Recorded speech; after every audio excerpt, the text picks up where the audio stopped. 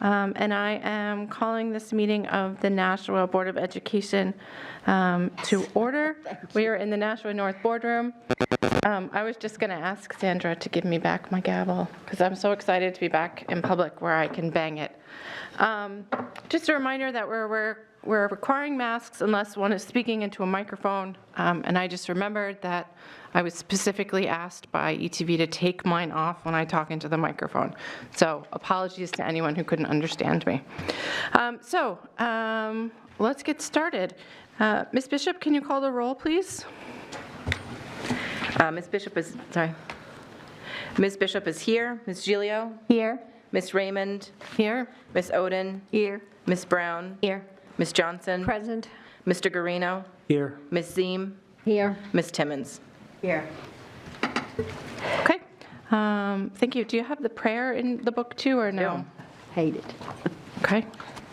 If everyone could please give us some silence for the prayer. Almighty God, we have the high honor and the serious duty of managing the educational institutions of our beloved city. In our common endeavors, may we find a spirit of unity and understanding which will enable us to face our multiple problems with an objective mind, with justice and charity for all, so that any and all decisions made by us will be for the betterment and greater happiness of all of our fellow citizens. Amen. Amen. Okay. Thank you.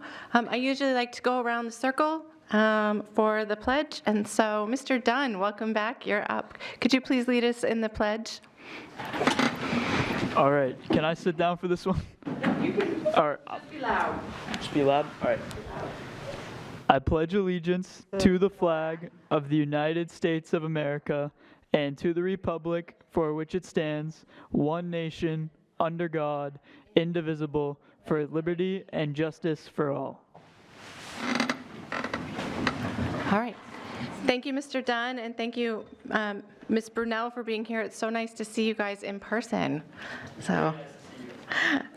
Okay.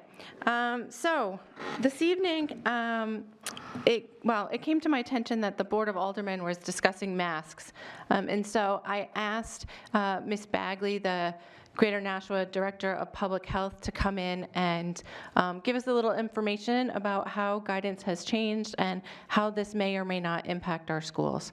Ms. Bagley, thank you so much for being here and for being so patient with us this evening. Thank you for having me this evening. And yes, we did have the opportunity to present some recommendations for the... Thank you. You know, it's just like the Zoom. No, I prefer to keep my mask on, thank you. Just like Zoom, somebody's got to be the one that's on mute, right? So yes, we did have the opportunity to have our recommendations presented to the Board of Aldermen, which met yesterday. There has been some legislation that's been put forth to rescind the mask mandate. Coming forth from one of the aldermen. The Board of Health had met previously to talk about, the issue around the mask mandate and changes that needed to be made based on what information had come down through the CDC, the Center for Disease Control, with regards to those who are fully vaccinated and the recommendations of those individuals, if they're fully vaccinated, not having to wear masks with other individuals that are fully vaccinated. And then the state also put out some recommendations for best practices around those guidelines as well. The Health Department and the Board of Health really wanted to align with some of those new recommendations that came forth, and so we had the opportunity to meet to look at, where we are in Nashua, where we are in our state. Some of the recommendations we felt that came forth from the CDC were premature as far as making those announcements, and so some of that caught us a little bit off guard. The CDC puts out recommendations broadly for the country, and across our nation, there has been great activity and advancements with the vaccinations, and so we see a large percentage of the country having received vaccinations.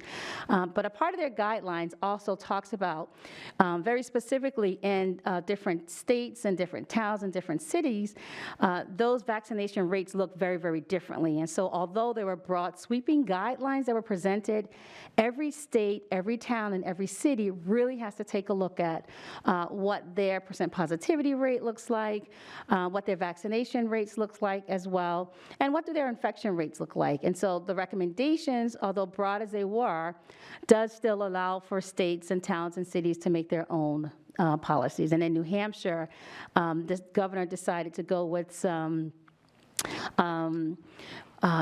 best practices that we have seen work in our state. So we have seen, because of the things that we've been doing with our social distancing, with our testing, with the contact investigation, and with the use of masks, we've seen our numbers go down tremendously. And with the onset of vaccinations, we've also seen our numbers go down. So New England is doing really, really well across the country when they compare some of the data. As a result of that, Nashua, we have a mask mandate, and so there were questions about when would Nashua rescind its mask mandate. So there was a lot of intentional conversations around that, because we go by the data and we continue to go by the science. So our data shows that our vaccination rates in Nashua, we're doing well. We have 35% as of May 18, 35% of our Nashua residents have been fully vaccinated, which is good. About 48% of our residents in Nashua have at least had their first vaccine. Again, those are really good numbers. We still have a ways to go in order for us to get to the point where we really feel that our community is protected. So 65% aren't fully vaccinated as of yet. And with that information and with the recommendations that came forth from the CDC and the best practices from the state, the health department decided that the mask mandate should be rescinded, so with that legislation that's going forth, and then also with some recommendations, right, that will align with the best practices from the state. And so in places where you're traveling on buses, on any public transportation, we're still advising and recommending that people continue to mask up. We're advising individuals, if they're not fully vaccinated, to wear their mask, because we still have the opportunity for infection to occur. We do know that there are some variants that have reached our state, and at least 3 or 4 of those variants are in New Hampshire. We have a certain percentage of individuals that have been in contact with those variants. And so there's reasons why we're still recommending, without a mask mandate, we're still recommending the use of masks. And we want people to be really cautious, with their decisions around masking or not masking. And one of the other recommendations that the board put out was for, businesses to be able to make their own decisions about requiring masks in their business to protect their patrons, as well as to protect their individuals that provide the services in those businesses. One of the things that also comes out of the CDC is that they continue to recommend that schools continue to wear masks, because these are places where you have large populations of individuals, and then you also have, again, with our vaccination rates, we just opened up for kids 12 and up to be vaccinated, and so we do anticipate that there'll be an increase in vaccination rates in that age group. Vaccinations are available to anybody who wants to get vaccinated, so that has been amazing for us as well, but we still want people to be cautious when they're out. And so the recommendation for the rescinding, the mayor still has to sign that. So until that's signed, the mask mandate is still in place, even though it's going to be rescinded. He's going to sign it. He's already said he's going to do that. So once that happens, then we'll see some changes with that. Okay, thank you so much, Ms. Bagley. So at this time, just to make sure I understand, the CDC is still recommending masks in schools, and National Public Health agrees with the CDC for maintaining masks in school settings. Correct. Okay, thank you. Ms. Johnson? Thank you very much. Thank you, Ms. Bagley, for coming. I have a little problem here with this, and I read it last night at the Board of Aldermen meeting, and there were 3 attorneys there that never even questioned. I think you were at the meeting too last night, I was. Zooming. Yes. So I was talking about Executive Order 74, and for some reason, I missed it, and I have to apologize to the public, because usually I don't miss these things when it comes to our kids.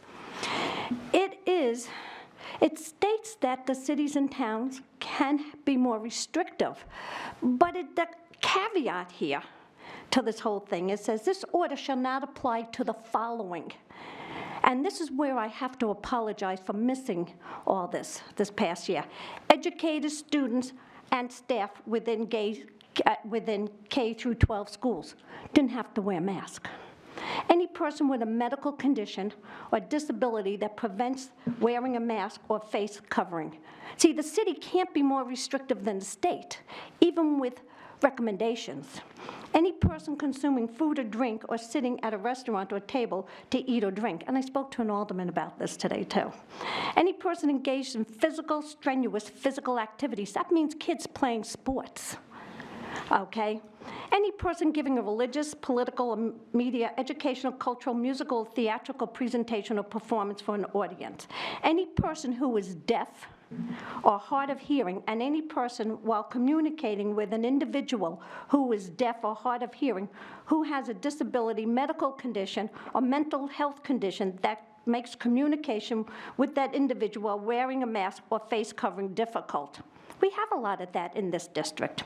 Any person obtaining or providing a service that requires a temporary removal of a mask or face covering. They have to go to the airport, they want to check your face.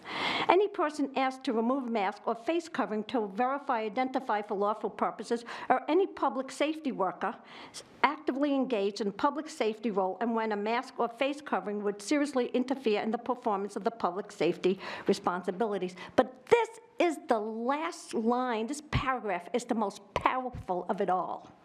Any person who declines to wear a mask or face cloth covering because of a medical or developmental issue or difficulty breathing shall not be required, again, shall not be required to produce documentation that the Board of Aldermen made the businesses become the police, and here in the district, or other evidence verifying the condition.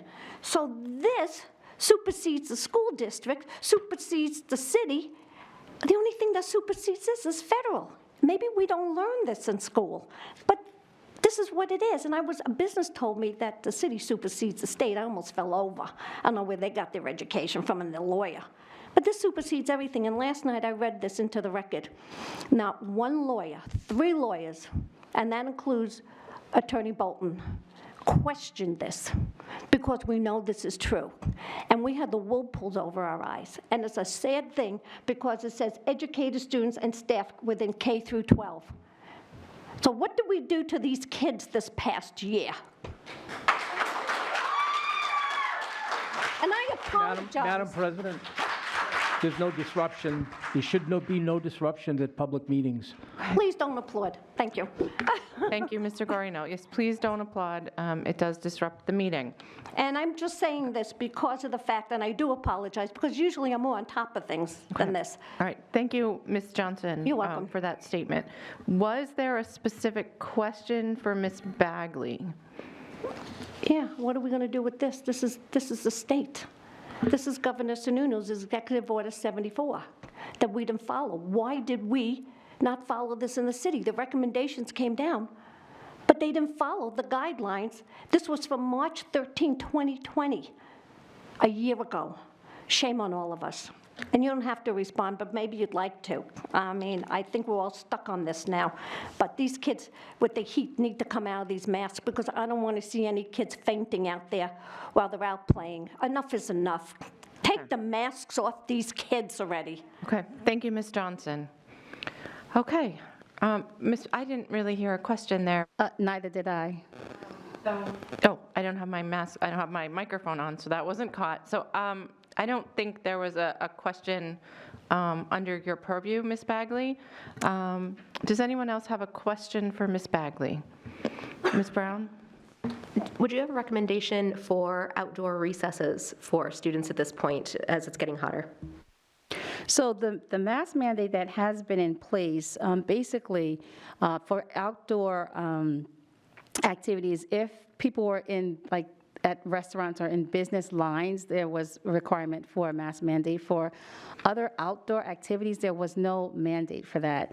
I know that we did talk with the athletic director early on in the school year for indoor sports with regards to making sure that there was mask coverage to prevent the spread of infection. Outdoor sports, students were permitted not to have facial coverings unless they were going to be up close to each other. So if you're playing sports activities such as tennis and you're across the court from each other, you didn't have a mask. Recess, what needs to be really watch really closely is how close, the kids are coming together. So the whole thing with the mask was really, if you weren't able to maintain your social distance, then masks were required. So that was less than 6 feet, then the masks were required to reduce the spread of respiratory droplets.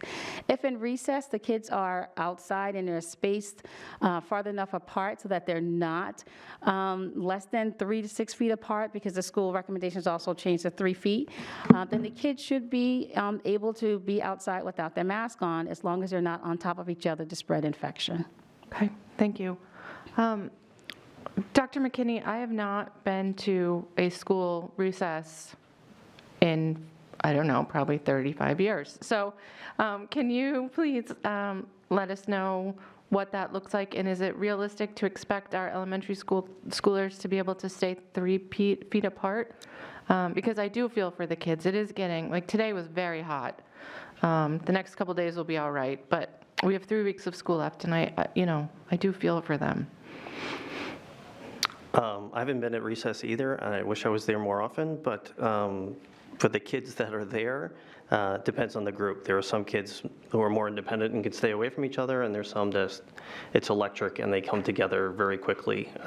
So if the board, my recommendation would be, if the board is in favor of eliminating that outdoor recess, empowering the administration to make such a change, I'm happy to bring that back to our team and make it happen until the end of the year. But when kids are in school and in classes and moving through the hallways, my recommendation would be to follow the public health guidelines. So I certainly understand the emails that have come in around the heat and the kind of the uncomfortable nature of wearing a mask when it's that hot for kids outside, when it's their time to let some energy out. Thank you, Dr. McKinney, and thank you, Ms. Bagley. Does anyone else have something? Yes, Ms. Johnson. I'd like to make a motion that we remove the masks from the children for outside and also in the classroom since it's so hot. Okay. I'll second. I'm sorry, for all students or? For all students, because of the heat. So it's for outside and in the classroom. Okay. Can I ask a question? Yes, please go ahead. I'm sorry, I like to write everything down. I'd like to ask Dr. McKinney, I believe most of our schools are air-conditioned. Am I wrong there? No. They're not air conditioned, and No? no, they would like it to be if you could make that happen, but I don't walk on water, sorry. no. The high schools, but not the elementaries. But not the elementaries. What do you call those units that are in there? That we have some cooling units that are in some of the high schools, but I mean the elementaries, but they're not air conditioned. So. Okay, and what is our social distancing like in the schools at this time? So in the latest plan that we have, the in-person/remote plan, it can go down to 3 feet. Okay, I'm sorry, because of the rumble, I did not hear you at all. I don't know what they're moving, but our tiles are very rumbly. In the current plan, it can distance between students can go down to 3 feet. 3 feet, okay. I'm sorry, go ahead, Ms. Bishop. Can we make an amendment then that they can remove their masks in the classroom if they are 3 feet apart? Dr. McKinney? I would accept your friendly amendment if I'm the second. Sorry. That's okay. Ms. Johnson. Would you be willing to accept the amendment? I do it just to get the masks off the students, and I'm going to ask for a roll call on this too. Okay. Well, I think the way the desks are set up is they are, when they're sitting at their desks, they're 3 feet apart, is that correct?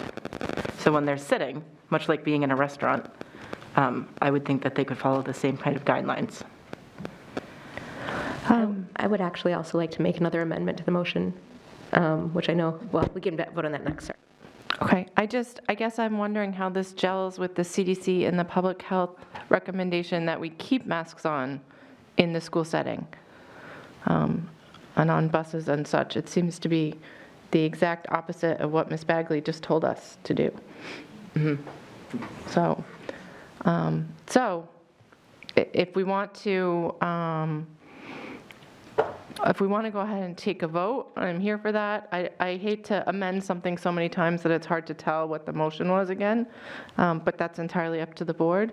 Ms. Deem had her hand, and then, I'm sorry, were you I not just done? want to say that I personally would have no problem with allowing the kids to take their masks off outside, but I'm not sure I'm as confident that inside it's, outside, just the fresh air outside is an enhancement to their breathing, in my view. And so I wouldn't have a problem voting for that, but I don't think that I personally can vote for it in the classroom, because the kids going, I believe one of the things that Dr. McKinney was alluding to is that the kids are young, and they don't, when they get excited, they forget, and they naturally run over and, hug each other, whatever they want to do, because so I don't know. So I would like to see the motion divided at some point, but you may win without it being divided, and if that's the case, I'm voted down. Thank you. I'm sorry, you cannot speak out. There is no comments from the audience except during public comment period. I'm not going to give another warning. Next time someone speaks out, I will ask you to leave. Thank you. So I'm thinking, sometimes I think out loud. You guys know this about me. It also does put kind of an undue amount of responsibility on the teachers and takes away from teaching if kids are taking them on and off in the classroom. I think they can probably manage in the classroom for another 3 weeks. So I'm going to take my amendment off the table. I can't hear you. Okay, you need to, if you turn it and put it closer to your mouth. I said I think it's probably challenging for the teachers to continue to have the kids take their masks on and off in the classroom, and it's going to take away from the academics. If they just leave them on in the classroom, it's only 3 more weeks. It'll be less disruptive. So I'm taking my amendment off the table. Okay, great. Ms. Johnson? Excuse me. I'm sorry. Did I or did I not just ask people not to speak? I would hate to have to close this meeting to the public. Enough. Ms. Johnson? Thank you. I think it's very important now. We're at the end of the year. It is hot in the classrooms. I know I work in air conditioning, and when I work and I get hot, I start scratching my face really bad because of the heat with the mask on. And I have air conditioning. But again, Executive Order 74 clearly states educators, students, and staff within K through 12 should have masks on. What part of this conversation, I guess, are we all missing here? Because this is state. I don't like the governor. He's not my best friend. I couldn't care less about the governor. So I don't want anybody to say it's because I love Governor Sununu. I don't. He destroyed part of my life last year. But it says here, how many kids with this heat are going to have a problem with breathing? So they are 3 feet apart. They're outside anyway. They're going to be 3 feet apart. So they come in the classroom, they're going to be 3 feet apart. Why can't we just, for the last 3 weeks with the heat, keep the masks off these kids? Enough is enough. It's been a year with the kids with the mask. We as adults have a hard time. And when I see kids coming through retail, where I work, I look at these poor kids and I say, oh my God, they don't know what a face looks like anymore. I feel bad for them. They don't want to keep the masks on. And so I just don't get it. For 3 weeks left, and it's hot out there, and it's hot in the buildings. We heard that the buildings don't have air conditioning. We have it in here. But why? Here's the executive order. So I guess if we're not going to go by this executive order, why should we listen to the CDC? Why should we listen to anybody? Why should we listen to what the professionals say? Because we don't. We make up our own rules as we go along here, and that's what we're doing. And I'm sorry, again, well, we can split, you took your motion off the table, we can vote on this motion, and I want it by roll call, and then we can make the motion again for the masks to come out of the classroom by roll call vote. Okay. Thank you. So Okay. would you read the motion again, please, where exactly what it is at this point? Sure. Do you have it, Ms. Bishop? The motion is to remove masks when outside at recess and in the classroom. For all students. In the classroom? And I said I'd like to split the question, so we'll do just the outside first. I'll make a motion to split the question, Okay, so, outside first, and then in the classroom. okay, I will second your motion to split the question. Okay, thank So do we need to vote on splitting the question? I believe we do, and then we vote on the main motion. Does anyone else have any other comments before we do that? Ms. Brown?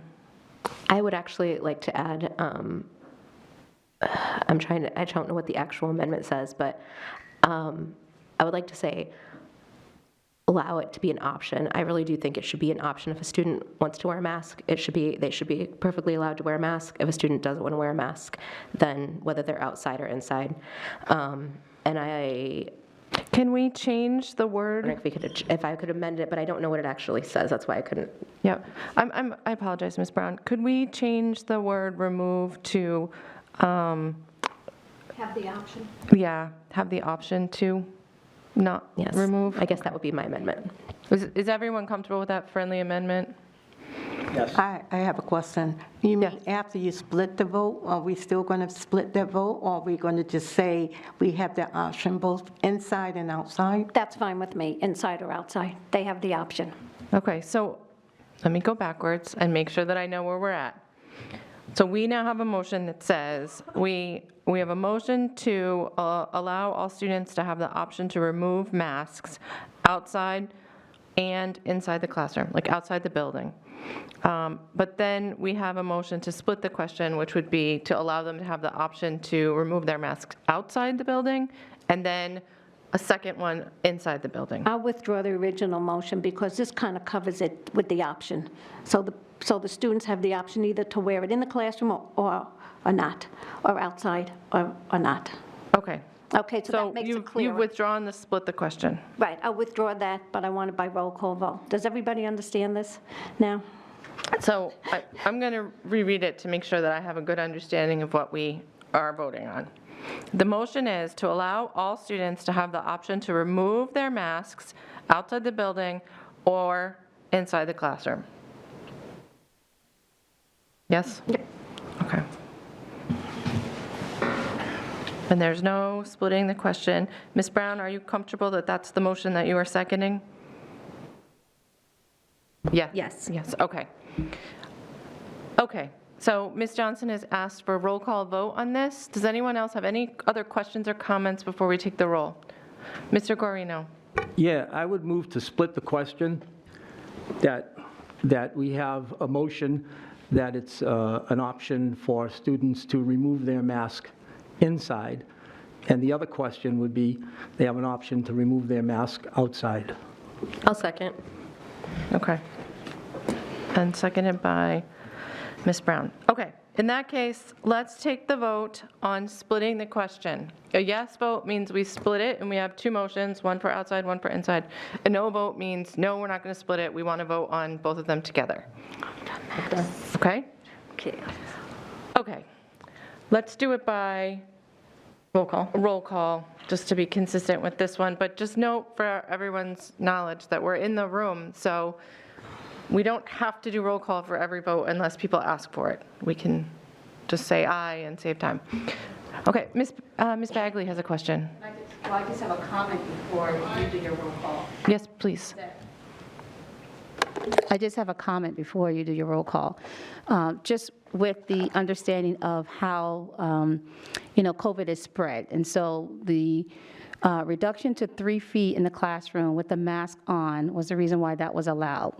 Because the masks usually stop the spread of the viral droplets in the air. And so the 3 feet was cleared by the CDC because of that. They saw a decrease in that. If you remove masks in that setting and you're in that area for a period of time over 10, 15 minutes, there's a greater chance that respiratory droplets are spread because the distance is shorter. The CDC with the 6 feet was even one that we know that virus spread was going even beyond that. But we had evidence that showed that 6 feet of distancing with the mask was protective. So I just want to put that out there so that folks are aware of what they're voting on with regards to, how the virus spreads, the ventilation, close contact, in that setting with kids in a classroom, because I believe they're in their classrooms for longer than 10 minutes sitting together. Okay. Thank you, Ms. Bagley. Ms. Johnson, I don't want you to belabor the points that you have already made. This is a new question. Okay. Ms. Bagley, what about with the flu and a cold? Would 6 feet make a difference, or 3 feet make a difference if a kid sneezed, if they had the cold and the flu? No. No, so it doesn't Respiratory matter if it's droplets. with COVID or cold or flu, right? Okay, thank you. Okay. Thank you. So at this point, Ms. Gilio? Oh, no, I'm just. Okay, you're ready to vote. Okay.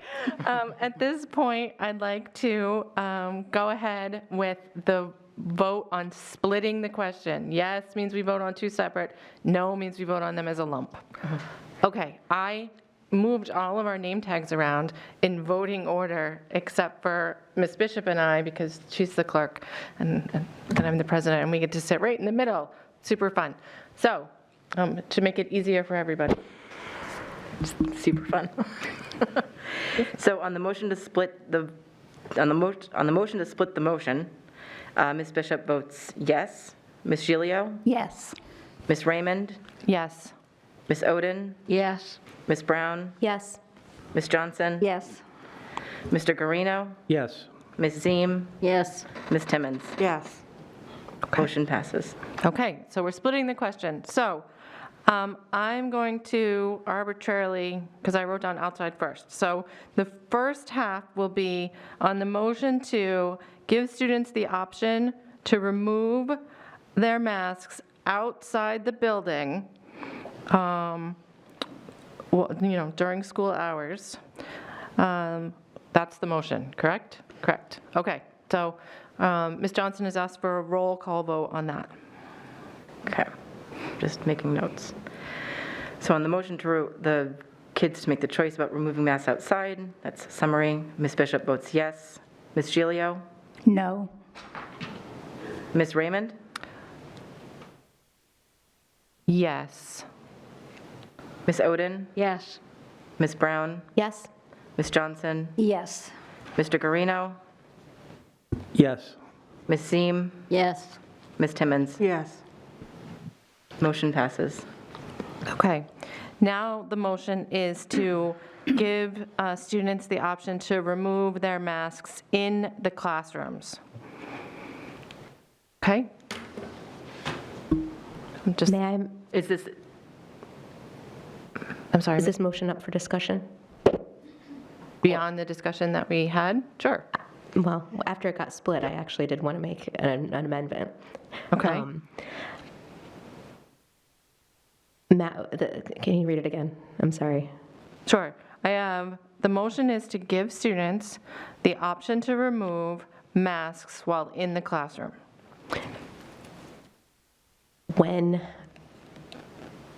As long as at least 3 feet of distance can be maintained. Because I do think that while they're transitioning spaces in the hallways or something like that, the teachers and staff would feel more comfortable if they're walking in close lines. I could understand that being a reason for getting up and moving about. So I think that would make a better motion if someone would like to second it. So I just want to make sure I've written it down properly. The motion is to add to the option to remove in the classroom if there is At least 3 feet of distance, social distance available. at least 3 feet social distancing. Okay. Go ahead, Ms. Johnson. Okay, I'd like to ask Ms. Brown a question. So if they're traveling through the halls, you want them to wear the masks, but if they're in the classroom, it's okay, they don't need to wear the masks. Is that basically what you're saying? I think that, I guess, yeah, and I don't think it's hallway specific. I think if you are in very close contact indoors, I think it may be more likely for this motion to go through if we also can make sure that if we add the amendment to add social distancing in.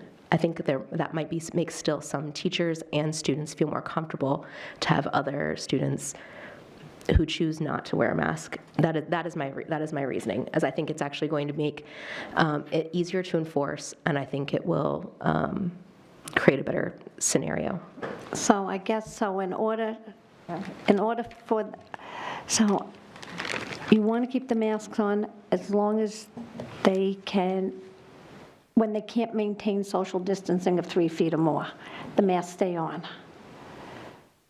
Okay, but we don't know if, these kids might never be able to, these young kids. So we're going to still say that the masks have to stay on no matter what?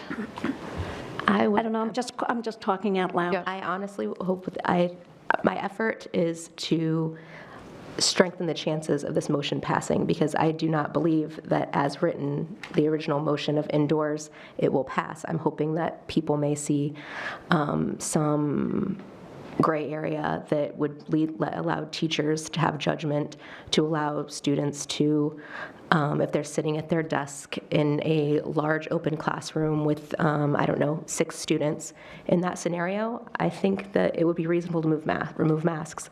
However, I am not confident that the original motion, just masks optional indoors, will pass, so I'm trying to make a compromise. That is my effort. Okay. Dr. McKinney? Wait, so, I'm sorry, Dr. McKinney, can you hold for 1 second? Do we have a second for Ms. Brown's motion? Because if we don't have a second, then it's kind of dead in the water, and I don't want to keep... I'll second it for discussion purposes. Okay. Thank you, Ms. Johnson. Thank you, Dr. McKinney, for your patience. Go ahead. I just want to caution the board, in the governing plan that's in place right now is the in-person remote handbook. And right now, you're making decisions that are changing things in there for students. So if you were to continue in this vein, you would have to make changes for teachers, visitors, all personnel, which would take most of tonight. And this plan was put together with thought and purpose in collaboration with public health. And our COVID huddle every Monday has a handful of scenarios in it. And I would just caution the board, we need every available teacher to come back next year and not be sick or have any other consequences, because there's a shortage. It's not a wonderful time in public education. So the union put their note to you and asked that we just continue with status quo. I think we can manage outdoor breaks for kids.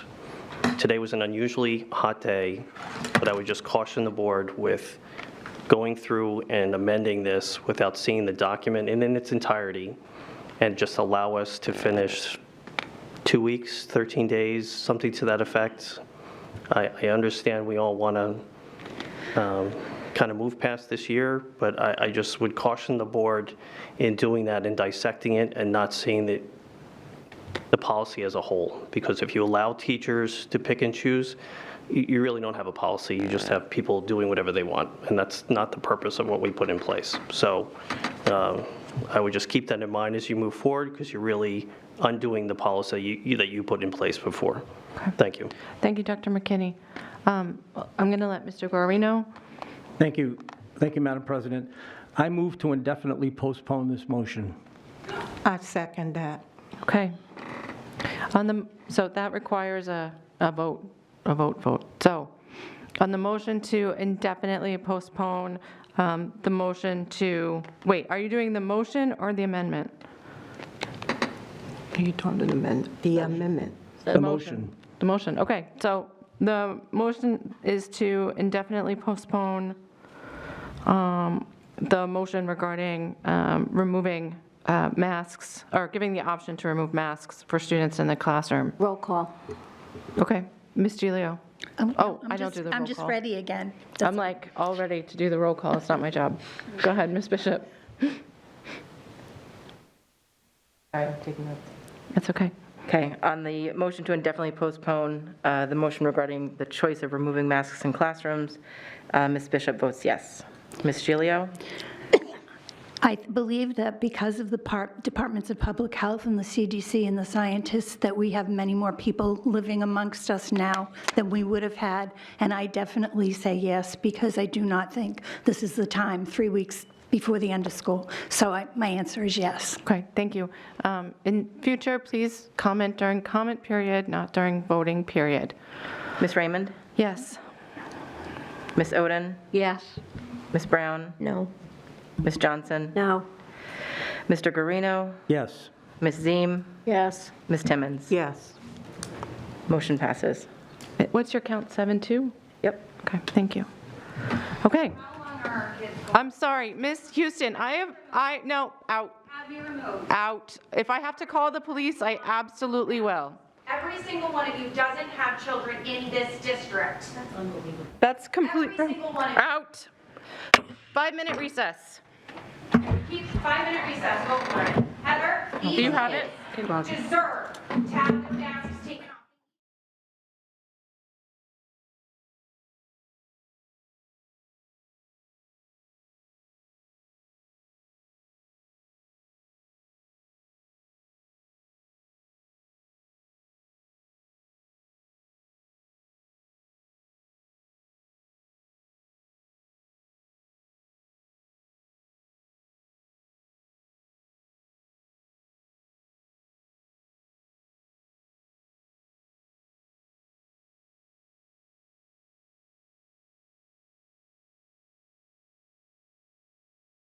The time when we took our 5-minute break, but it lasted much longer than 5 minutes. It is now 7:34 p.m., and we are getting back to it.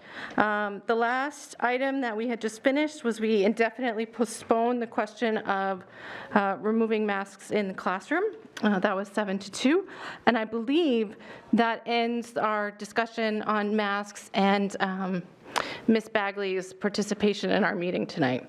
So Ms. Bagley, thank you so much for sticking with us, and I really appreciate your advice this evening. Thank you for having me. Okay. You all have a good night. Thank you. Thank you. Thank you. Thank you. Okay, now we can start our meeting. So the next item on the agenda is the consent agenda. Did anyone have anything to add or remove from the consent agenda? Okay, I don't see anything. So I am looking for a motion to approve the consent agenda. So moved. Okay? Second. Okay. So because we are live in person, we can take a aye or nay vote. Yay. So all in favor of approving the consent agenda, please say aye. Aye. Opposed? Okay, so that passes 9-0. We have no items removed from the consent agenda. Do we have any communications outside the consent agenda this evening? Okay, I don't see any. So that brings us to our public question and comment period. So please keep your public questions and comments to items on this agenda. I took a peek at the sign-up sheet that is on the podium, but I only saw 2 names. So if anybody else would like to sign up, now would be an ideal time to do it. Our comment period is limited to 15 minutes. So if we have only 3 people signed up now, I would ask that you keep your comments to, 4 minutes or so at the most. Simple math. Okay. Oh, I think more people are going to sign up. So yes, that's fine. As many people as want can sign up. We just only have 15 total minutes. So I try to be fair to everyone. Again, this is for comments on items that are on the agenda. I'm sorry, because the agenda was posted, but we didn't have extra copies. We have a number of items from Finance and Operations. I don't want to read them all unless you have specific questions. We have some Human Resources items to approve. We have to rescind our reopening plan, and we have a summer school update, and we have approval of the general assurances. I don't have anything else. So, Mr. Donovan? So, yes, I would love the list.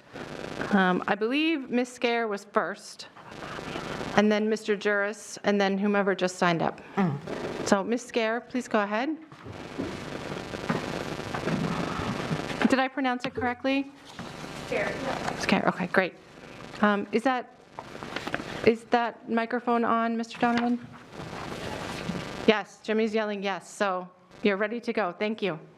Was the superintendent hiring on the agenda? We do not have an update at this time. But I mean, was that on the agenda discussion? No. I mean, I came to speak. I was hoping there was something on the agenda.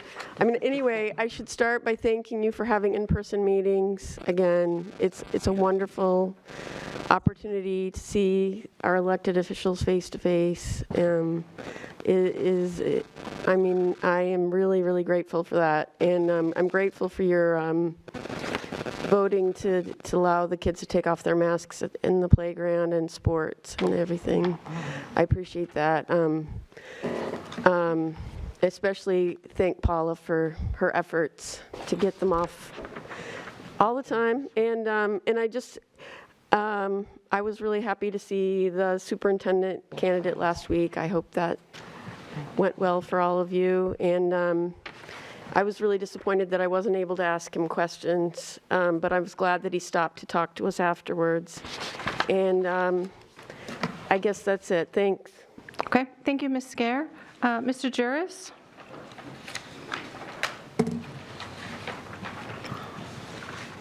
Goes in.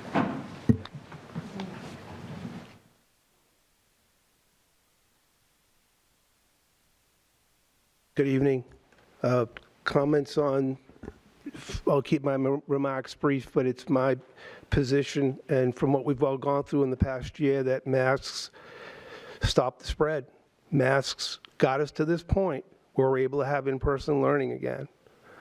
Masks kept our instructors, the building staff and personnel, food service, paraprofessionals, teachers, all safe and able to return. No masks equal ventilators. I don't want to see our students or our staff on ventilators. I don't want to see our students having inflammatory syndrome, a 10, 11-year-old student, 12-year-old. So far so good. There are some cases I think the memo from Dr. Mckinney, we had 2 or 3 at Bicentennial, a couple here. I know my case, I have a student here was a freshman, and one of them on the track team did contract it. So this is why we had masks outside too, if we couldn't stay apart during athletic events. So these are the reasons why we have masks. That's step 1, and keeping distance, step 2. So thank you for your perseverance. We're back together here in person, and hopefully you can continue for the rest of the evening. Thank you. Okay. Thank you, Mr. Juris. I forgot to mention, because it's been a long time since we were in person, when you come up, please state your name and your address for the record. I do have it in front of me because people wrote it down on the sign-in sheet, and I thank you for doing that. But the woman who does the transcriptions doesn't have this sheet because I have it. So it goes into like a file somewhere. So if you don't mind stating your name and your address for the record. Next I have, I think it says, I don't know what it says, Sharon Roulette? No? Sharon, I apologize. Okay, I'm used to it. Is it Miss Roulette though? Yes. Okay. Well, welcome, Ms. Roulette. Thank you. Welcome to all of you. It's been a pleasure. This is my first time being here, and I'm telling you, I need the popcorn, because it was really a whole lot, okay? I came in, and I was just informed by the gentleman behind me. I came here in representative of the superintendents, okay? From my understanding, it's been based down to 2 finalists, and one has no longer, is no longer on it, as a finalist. So I was in questioning as the second vice president for the NAACP. I just want to make that clear. What was the reason why Mr. Dr. Robinson is not being considered as a finalist so far, but that they're going to be doing a new search for other candidates. So that's where my question is coming in from, okay? So from my understanding, you did that earlier, so I don't know if it's anything that has been discussed or what, so. All right, thank you, Ms. Roulette. I should have been clear as well. I'm getting back in the swing of things very slowly.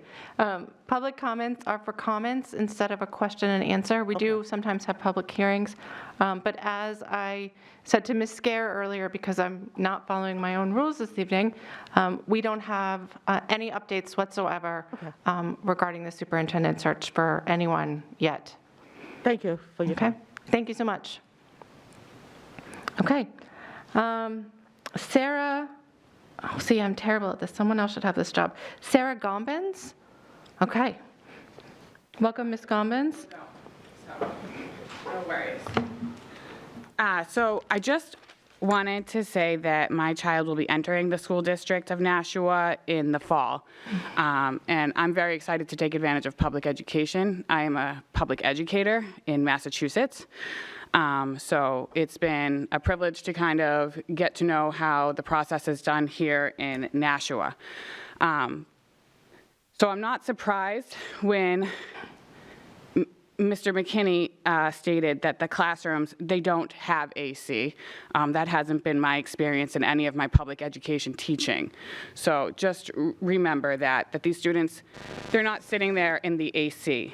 They're sitting there with these masks on in the heat. So if we're saying that they should have masks off out in the outside because it's hot, remember that kind of trickles into the classroom. As a public educator, as a dedicated public educator, you're there because you're there. It's because it's something that you love to do. These students, when they're in your classroom, you don't think of them as, they become something you love in the span of a year. So trying to be politically correct and not pulling on too many things, I just wanted to state that like you learn to love these kids. I was a kindergarten teacher, so they need to be able to see your mouth to learn how to speak the English language properly, which is something I'm hoping my daughter can learn from the teachers here at this public school system, because having to teach the sound of TH, which is something she is working on right now, is something that you have to see. There's a pronunciation to the mouth, but not to bore you with that. So that's kind of my comment on that. And I always wondered, as a public school teacher, I was in my union, because I wondered things like, why aren't AC systems that are installed in schools kept up with? During the pandemic, many public were concerned about the status of their buildings' air quality systems. And I thought that it was funny to hear people say that they were getting worked on while we were shut down. Because as someone who's in the system, I know that they're not. So I do wonder what Nashua could possibly do to rise above that and become a superior standard in the hope of having a better quality of health for their students, because that's what we're concerned about with being aware of the COVID restrictions and such. So I'm going to leave that at that. I'm looking, and masks are not the only thing that stemmed the pandemic.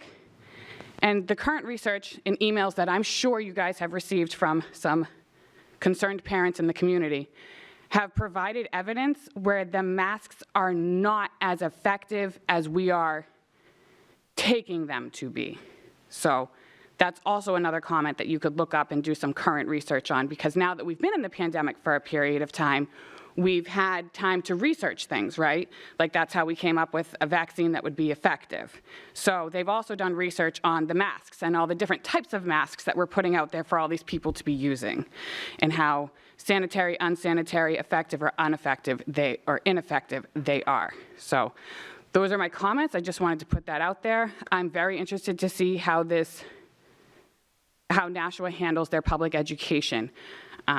I was surprised to learn a couple things tonight, but I'm going to keep those to myself because they're not necessary to be shared. But thank you for your time. I appreciate it. I look forward to seeing you all in the future as we build a working relationship between parents and board members. Have a good night. Okay, thank you very much.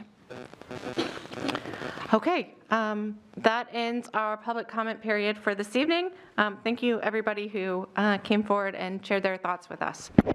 Okay, so the next item on our agenda is our superintendent's comments. Dr. McKinney. Thank you, Mrs. Raymond. I have 3 updates for the board tonight. Through its generous $35,000 donation last month, the National Education Foundation is funding a completely stocked science resource center at Elm Street Middle School. The center will be ready and fully in use next year, giving teachers an opportunity to facilitate hands-on science lessons without the concern about the lack of many unique, unusual, and consumable science materials. And the center will service all elementary and middle schools in the district. Congratulations to Rebecca Zhu, South Class of 2021, for being named one of 2 presidential U.S. scholars from New Hampshire. The scholars are selected on their academic and artistic accomplishments, leadership, and involvement in the school and in the community. The Presidential Scholars Program was established in 1964 by executive order of the President to recognize and honor our nation's most distinguished seniors. Congratulations, Rebecca. And Gary Stanches, Fairgrounds Middle School English teacher, was named the 2021 Lions Club Teacher of the Year. Mr. Stanches was honored at a luncheon last week and hosted by the Lions at the Nashua Country Club. Mr. Stanches has taught English since 1992, initially at Pennachuck and more recently at Fairgrounds Middle School. And we joined the Lions Club in honoring his work to improve important writing and literacy schools among our middle school students. Thank you. Okay, thank you, Dr. McKinney. That's very exciting news about the Presidential Scholar, the NEFI Award, and also Mr. Stanches. Congratulations to all. All right, does anyone else have any response to the superintendent's comments? Okay, I don't see anybody's hands. So now we are moving on to the student member of the board comments. Welcome back. I'm so excited to see you both. Ms. Brunell, do you want to get us started? And then Mr. Dunn? Yes, of course. Thank you. It's been a pleasure seeing everyone over Zoom, and it's even more wonderful seeing all of your faces. So based on a recent poll that Spencer and I did for both Nashua High School South and Nashua High School North, we've come up and compiled data. And currently, kids are pleased with the ease of using Zoom in terms of remote students.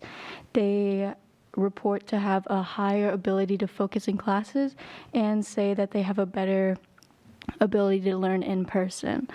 Although there are some technology issues within the classrooms from time to time, and most kids are hungry after school as they have to wait until 2:30 because of the extended schedule. And now Spencer will present the statistics taken. So this survey did have less respondents than we usually have. We had 352, and we can take that kids are now in school, they're checking their email a little less, which I think is a good thing. People are in school. We have a 84.5% satisfaction rate when we have in-person learning.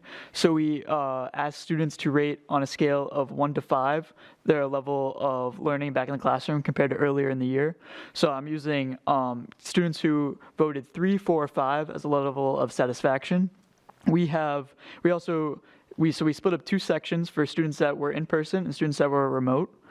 students that were remote had a 63.1% satisfaction rating. So we can take from that students in person are a little happier, and it's a good move to be back in school. Students say that they're happy to be back learning full time, but there is some resentment, as Liz said, about longer classes, late lunch, and we're on school on Fridays now, but it is what it is. We're all back in school. Students seem to be happy. We're just ready to finish out the year and get back to a little more normal next year.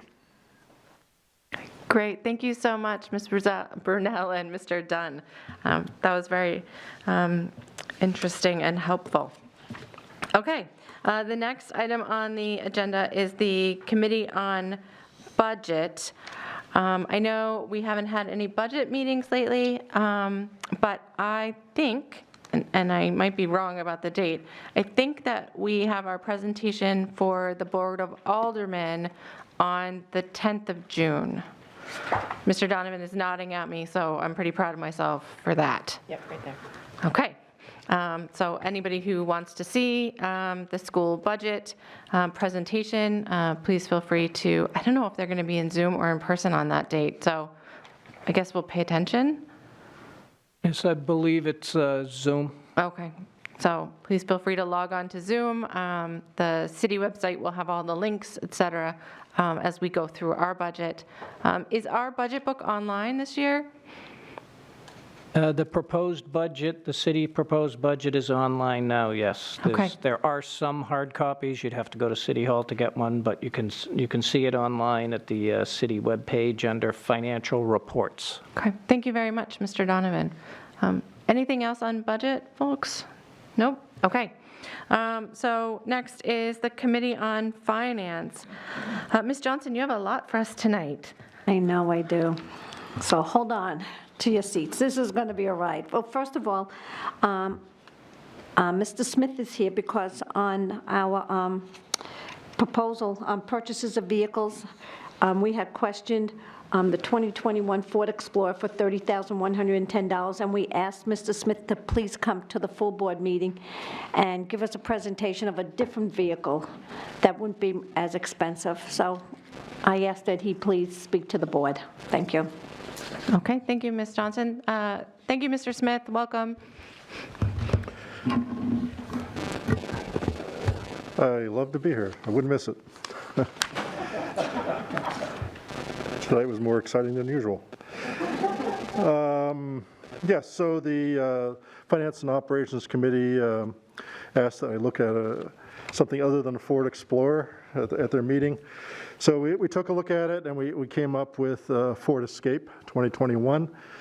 We went out and we were looking for 3 bids for the three vehicles we're trying to purchase. Went back to the 2 bidders who did bid, and the lower of the 2 was Grupponi Ford, and the number was $23,891. So this is still a 4-wheel drive vehicle. It is smaller than a Ford Explorer. One of the concerns raised at the committee was the mileage, gas mileage that we get. So I took a look at that, and for the Escape, the combined mileage city highway is about 26 miles per gallon. If you want to compare that to the Ford Explorer, which was 19. So I think we took a step in the right direction as far as better gas mileage. Still suits our needs. This vehicle is going to be used by my assistant director for maintenance, so he's kind of the first defense. He's always running out, snow, hail, everything else. So he is the one guy that does need a 4-wheel drive vehicle. So I'd ask that we approve that one particular purchase. And funds are from the city's capital equipment reserve fund. So it's not coming out of Board of Ed funds, it's in a fund established by the city.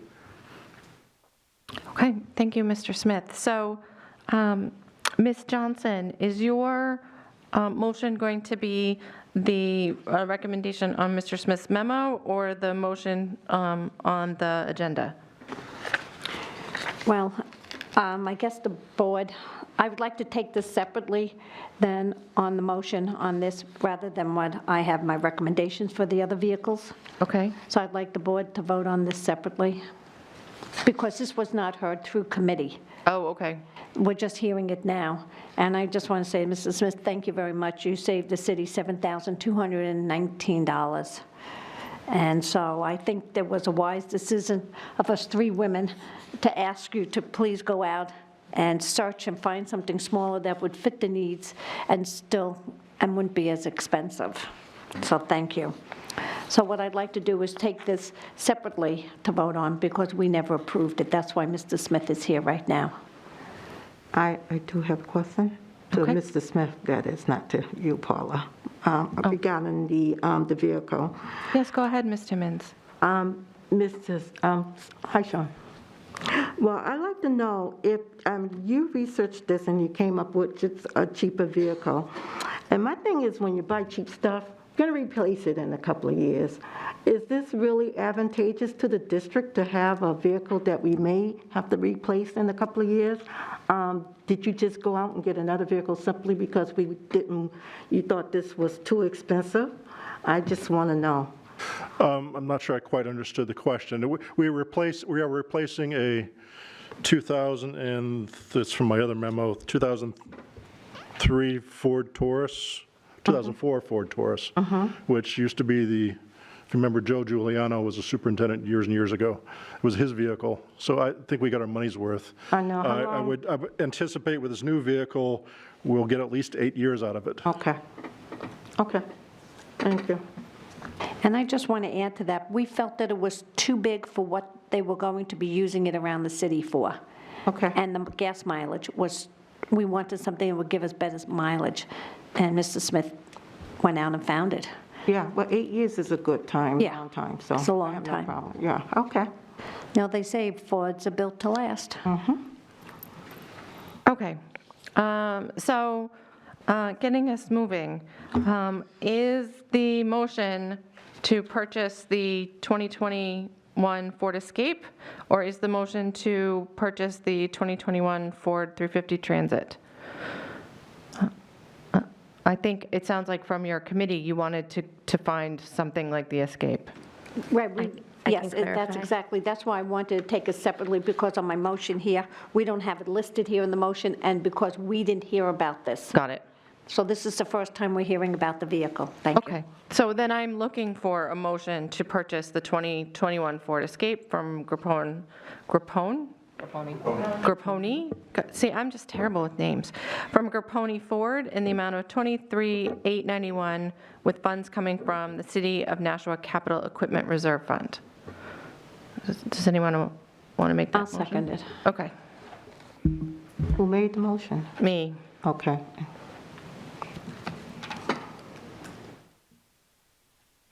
Just to get a discussion going. Okay. Okay. Does anybody have any comments or questions on the motion to purchase the less expensive vehicle? No. Okay, then I say we vote on that one, and then if we don't like it, we can vote on the other one. Okay. Did we get a second? Sorry. Yes, Ms. Johnson.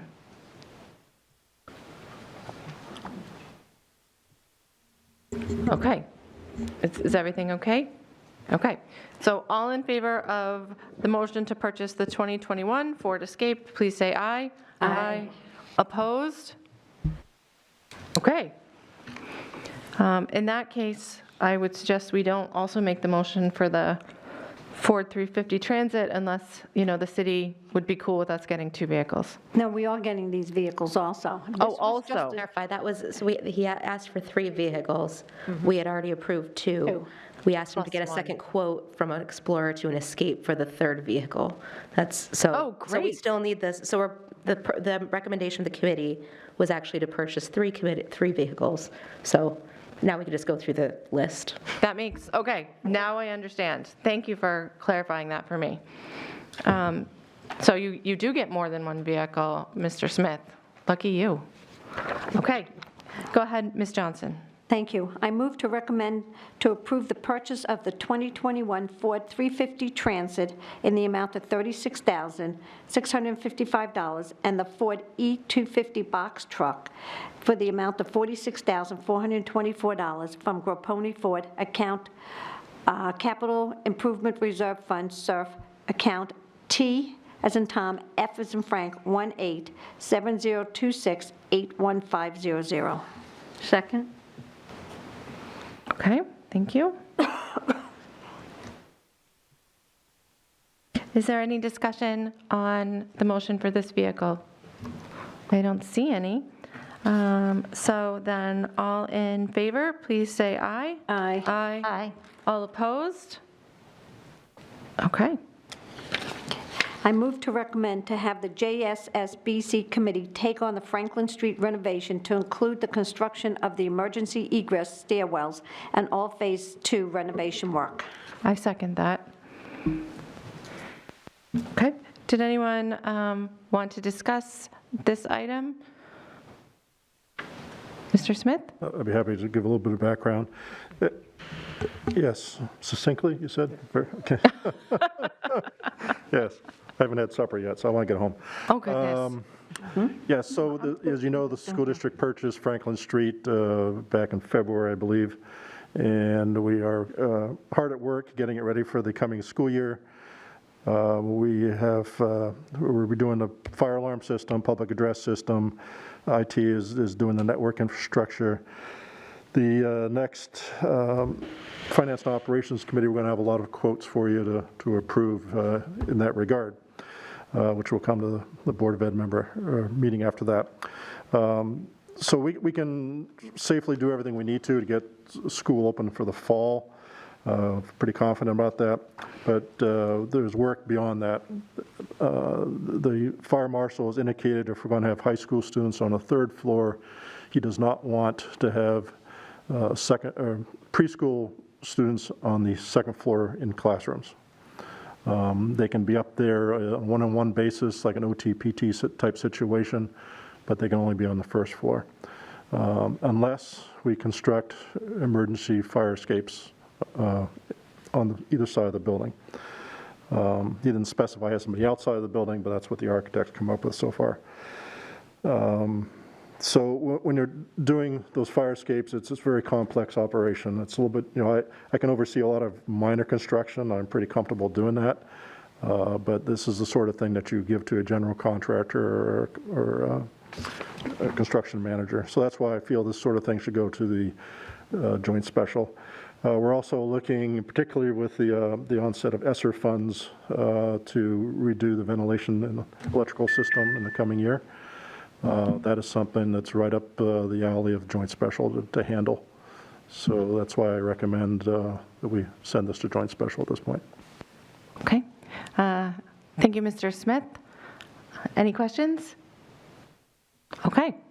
All those in favor of sending the Franklin Street renovation project, including the construction of the egress stairwells and Phase 2 of the renovation work, to the Joint Special School Building Committee, please signify by saying aye.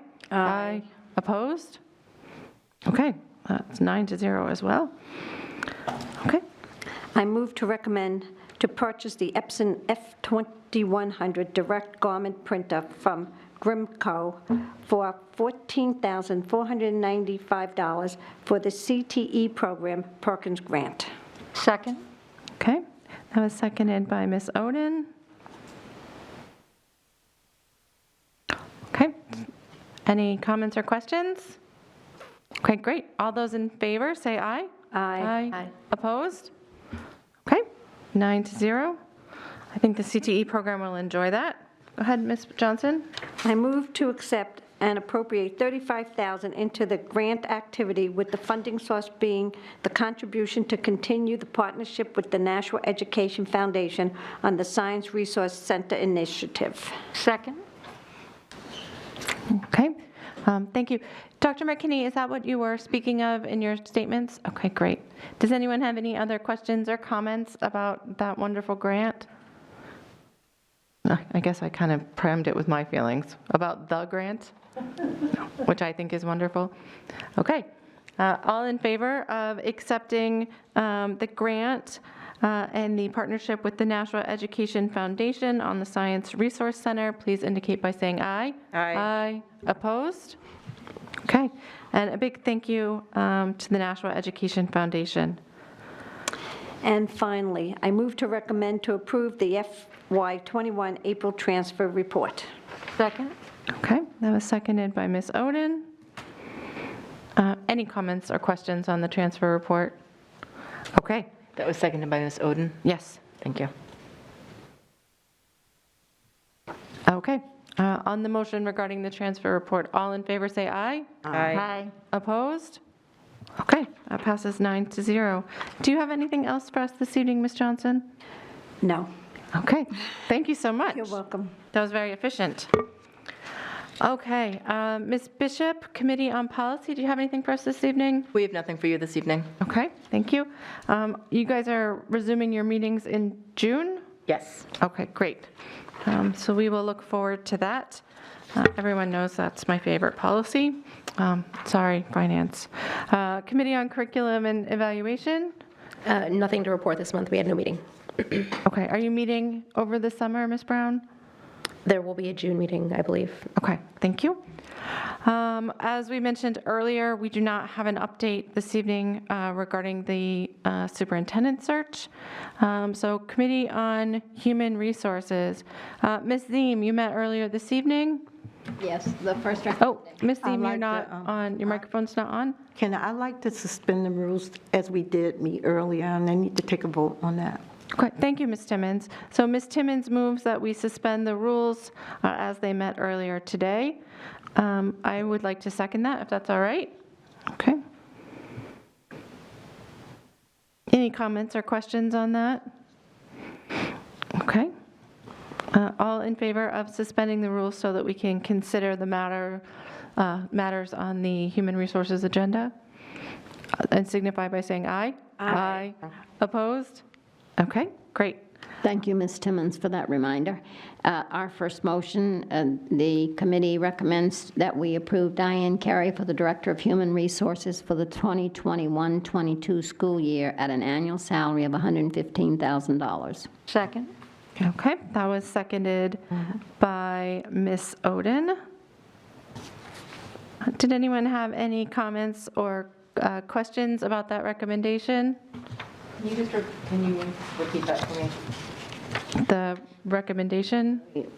Approve Diane Carey, Director of Human Resources for 2021-22 school year at an annual salary of $115,000.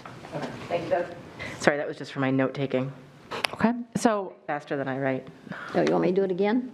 No. Oh, I'm sorry. I probably talked too fast. Nope, that's all right. I know that the Human Resources Committee had an opportunity to speak with Ms. Carey earlier this evening. I did miss part of that, but from what I heard, she sounds great, and I can't wait to get to work with her. So welcome, Ms. Carey.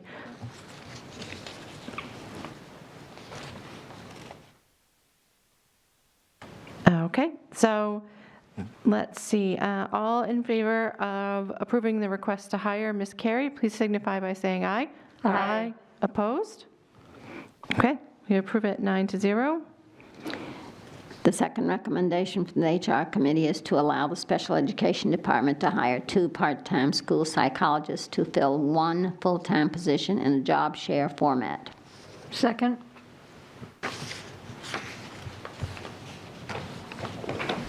I wish this was written out. It would be easier. So it's to hire 2 part-time school psychologists to fill 1 full-time position, to share 1 full-time position. Okay. It's in their packet. Yeah.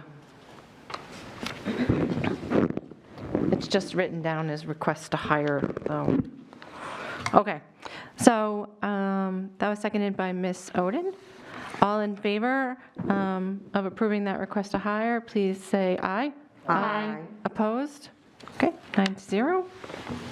And finally, the HR committee recommends that we waive policy GCGD to allow the special education department to hire for these 2 critical positions for the 2021-22 school year in a part-time capacity not to exceed 1,352 hours in a calendar year. I second it. You second it. Okay, seconded by Ms. Timmons. Would you like me to read it again, Jen? Yes. Is that the end of it for you? Yes, you can. No. Right. It's written there, so you can just copy it from there. I'll do that. Thank you. Oh, it's in a memo. Got it. I'm sorry, Ms. It's in Timmons. the packet. Thank you, Gloria. I see it now. Sorry. Thank you. You have personal information. Yeah, I have it. Thank you. Okay. So, on the motion to waive policy GCGD, to allow them to hire with a maximum of 1,352 hours, correct? Ish. Okay. All in favor, say aye. Oh, I'm sorry, I missed questions. Ms. Johnson and then Ms. Brown. I'll let Ms. Brown go first. I'm trying to find the memo. Yeah, I'm actually looking forward as well. Can you, I don't understand actually It's what the on question is. the HR packet. It's the second page in the HR Right, packet. can you read the motion and explain can you describe the motion, what's going on? Basically, Mrs. Bagley came in, and she said that they had a difficult time hiring the psychologists, and so they came up with a retiree who was willing to come in and take the job, and they were going to hire 2 part-time psychologists to fill 1 full-time so that it could meet the requirements of the New Hampshire retirement system. But basically, there are conditions you can, when you retire, there's supposed to be a year in between before you hire them full-time in the school department. So basically, we had to first waive that motion, waive that requirement, and then vote to hire the part-time psychologist that she found. Did we vote backwards? Did we need to vote, I mean, it's irrelevant now, but ought we have voted to waive our policy on hiring retirees first? And then vote to hire the 2 part-time people second? We did that. That's what we did. Okay. Mrs. was my mentor here, and she's been helping me, and I read them right off of the documents. So they're absolutely the way that it should have been. Okay? Okay. Is there something else I can? My other question was, are we waiving the policy only for this candidate or this position? We're not waiving it entirely? No. Okay. Absolutely not. That would have to, every time, if you did it again, it would have to be done individually for each one coming forward. Thank you. Yes, not a problem. Okay. Did anyone else have any questions? I found that very clarifying. Ms. Brown asked the same question I was, but we went by it so quickly, it was like a poof. Okay, never mind. I'm good. Okay. So thank you for taking the time, and thank you for asking that question. All those in favor, please indicate by saying aye. Aye. Opposed? Okay. And finally, the HR committee recommends that we approve the personnel recommendations revised dated May 26, 2021. Second? Who seconded? Thank you. Thank you, Ms. Oden.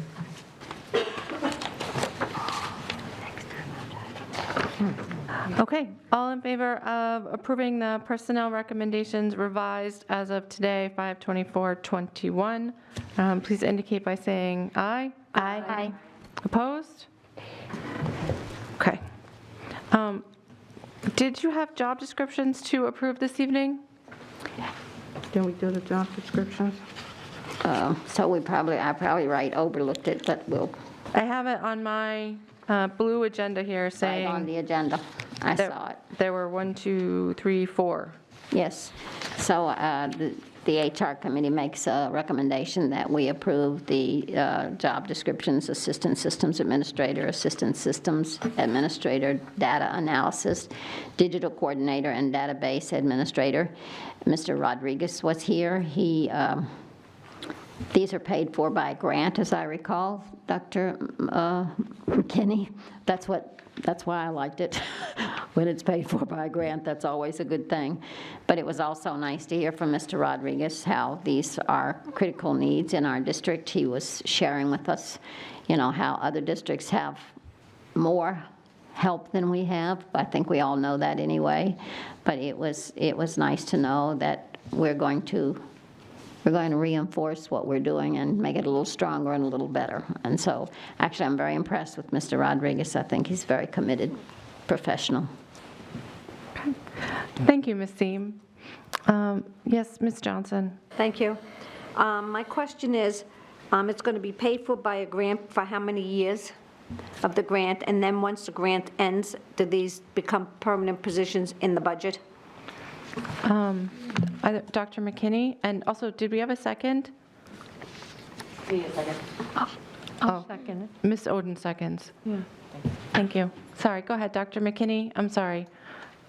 So the positions that are grant funded would be in the ESSER 2 grant pending state approval. That would be for 2 years. Then there's ESSER 3, which would be another 2 years after that. No position would be put in the operating budget without the board's approval. So we're looking 4 years out before those positions. And besides, before it gets to the board, it has to get past Dan Donovan. So that's not going to happen either. So. And these positions, what exactly are they going to do? I see Chromebooks. I keep seeing these Chromebooks here. And I hope we get them all back. He actually addressed that. He was very, very helpful, actually, sharing with us. He said he was not looking forward to the last day of school, because that's when he would find out how much damage had been done. And he was concerned. He said that last year they had 15% that well, you know, you have young kids with equipment they're not used to. So, but I assume that we will get a report after he finds out exactly how it went. He also said that we had not gotten all of the Chromebooks yet, but that they were coming in. Okay. So can we refocus, though, on these 4 positions that Mr. Rodriguez and Dr. McKinney are requesting? There is a memo. It's the 4th page in the Human Resources packet. Go ahead, Dr. McKinney. So the first 2 positions are existing positions. Many of our techs that we have share between buildings, so it's to divvy up their caseloads and have them more site-specific and reduce the number of devices that they are responsible for. The second position is a data analyst I4C coordinator. We have 1 person who does all that right now. Manchester has 3, other districts have 2. We'd like to add 1 person. It's a tremendous amount of work right now with the amount of state reporting that we have to do. The digital coordinator is a position that would be kind of a liaison between the curriculum office and technology. Over the last year, we've added a lot of tech tools, so we want someone to oversee those, the state testing, and leverage those so that it's impacting student learning. So it's almost a translator between the curriculum folks and the tech people. So we have 1 point of person that's working with the tech integrators at the middle school, and the TIAs at the elementary school. And the last one is a database administrator. That's a key position because basically all the information that comes out of Aspen that we share with these tech products have to be done in a way that they sync up. So the teachers have their logins, the kids have their logins, so it's managing all the data internally in a district. So it is an additional position, but you know, with the increase in technology that we have, this makes it more manageable for the IT department and their team. Thank you. Any other questions or comments regarding these new positions? All right, all in favor of approving the job descriptions for these 1, 2, 3, 4 positions, please indicate by saying aye. Aye. Opposed? Okay, so that passes 9-0. Thank you, Ms. Seem. Dr. McKinney? Sorry to bother you, Madam President. Can you just confirm for Mrs. Bagley, there are 2 pieces that were approved out of HR. 1, to a job share proposal for 2 school psychologists. Yes. And then waiving the policy so that 2 retired employees could work part-time. Yes, I have 9-0 on the first and 9-0 on the second. I just have to see her in the morning. I just want to make sure I got my homework done. Thank you. Yes. I don't want her jumping on you. No, I imagine she's trying to have dinner with her family. Okay. Did you have anything else for us, Ms. Seem? Nope, that's it. Okay, thank you so much. All right, do we have any liaison reports this evening? Yes, go ahead. Ms. Timmons? I didn't have a student rep meeting this month as I had suggested because of things that happened in my family, and I'd like to apologize for that. Secondly, The student reps do not have to come to these board meetings during the summer months because they really don't have anything to report, but you're welcome to come anyway. It's up to you. I just want you to know that it's, you can take the summer off and have fun. Thank you, Ms. Timmons. Okay. I don't think we have any other liaison reports at this time. The JSSBC, I'm sorry, I always do it wrong, is meeting tomorrow night at 7 with some updates on how the middle school project is going. The two schools are moving along, and that's really all I have to say about it. Mr. Parker? No, we're focusing on... Oh, your mic is not on, Mr. Parker. Yes, you are correct. So progress is being made, and we're doubling down on really starting to focus on the new school. And Pinnachuck renovations will begin in earnest over the summer. They've already started. And Fairgrounds is coming along as well. And so I think by the time the new building is open, we will have 3 choice middle schools to choose from. So, thank you. Thank you, Mr. Parker. We do meet tomorrow night at 7 via Zoom for anybody who's interested in that. Unfinished business. Dr. McKinney let me know that we forgot to rescind our original reopening plan from August when we approved the return to, I forget what we called it, the return to school plan, both in February and in March. I don't remember. But the last 2 plans that we've approved that allow our students to go to school every day for those who choose to, and remote for the kids who chose remote, we forgot to rescind the old opening plan. So now we have these like 2 competing opening plans out there. So this is a little bit of cleanup to make sure that we only have 1 opening plan for now. And then as we move forward with an opening plan for next year, Dr. McKinney will let us know, and then we'll resend the existing ones and do the new one when that one's ready. So it's like policies. I always forget to rescind the old policies too. Okay, so I am looking for a motion to rescind the reopening plan dated August 22, 2020. So moved. I'll second. Okay, moved by Ms. Giglio, seconded by Ms. Johnson. Do we have any comments or questions about it? Okay, all in favor of rescinding the old reopening plan, please indicate by saying aye.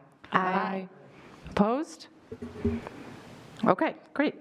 And then Dr. McKinney had a summer school update for us, because I know plans have been moving along and we didn't have a meeting for a month, so. Yes, included in your packet is a summer school programming update of the 15 programs that are running. These have been going on for a period of time. I know it's not been visible to everyone, but the students in need have been contacted and asked to participate. We're slowly moving along with that and moving towards the summer. There's some continuation of programs we've used before, as well as some new ones, as well as opportunities for families to take advantage of some state opportunities to go to recreation camps. So you have a list of the the programs in your packet, and I hope that's informative for the board. Okay. Thank you, Dr. McKinney. Ms. Zeeb? I have a question. My daughter teaches, and she was saying to me that her concern is that the kindergarten and the first and second is where they learn reading. And if they lost a year, if it was anywhere in those 3 years, how are we going to catch those if you send them into the next grade and they don't have that foundational strength that they need? I'm sure you're thinking about it, and I'm not trying to put you on the spot, but I'd just like you to reassure me that we're going to try at least to, because it seemed like a big hole to me. So summer school is a piece of the puzzle, but it's not the whole puzzle. So with all the ESSER funding that's coming in, we do have to put money aside to address learning loss. So up to 20% of the next 2 grants are going to be addressing that. So, there is a level of teacher fatigue out there. So when we come back in the fall, I'm invested in doing the needs assessment that I spoke, it's included in the board packet, looking at surveys and having a comprehensive plan how we address learning loss coming back in the fall. When I go to give awards out at the end of the year, the teacher, you could see them, they're tired. So my direction to them is go home, rest, recover, come back 100% and ready to do the work, because there's not a lot of them out there and we need all the ones that we have. So there will be additional things that happen in August. It's just not included in this packet because it's still in the development stage, and it's certainly pending state approval for the grant system. The next piece that's coming to the board in late June is sort of a 30-day plan, like a reopening plan that we have to file with the state in order to access some of those funds. So you'll see more information coming. Thank you. Yep. Thank you, Ms. Oops, thank you. Ms. Johnson, and then, I'm sorry, and then Ms. Oden. You want to go first? Okay, thank you. Just one question. So at the end of the year, all our students are going to be promoted on to the next grade, even if there's a lot of learning loss?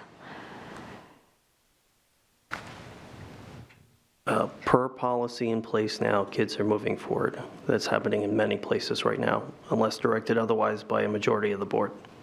And they get into, let's say, third grade to fourth grade, and they're not even close to fourth grade.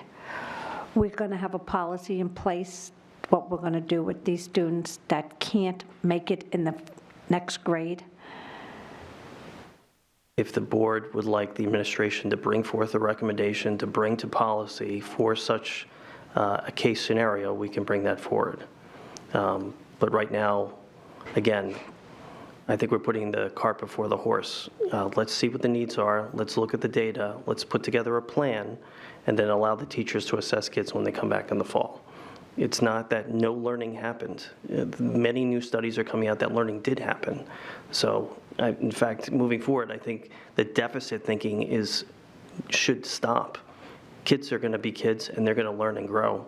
And just like we all learned to grow through the pandemic, the expectation is for the kids and the people around the district to recognize that learning happened, it was a moment in time, and we're moving forward. But I think to say that nothing productive came out of that is a mistake.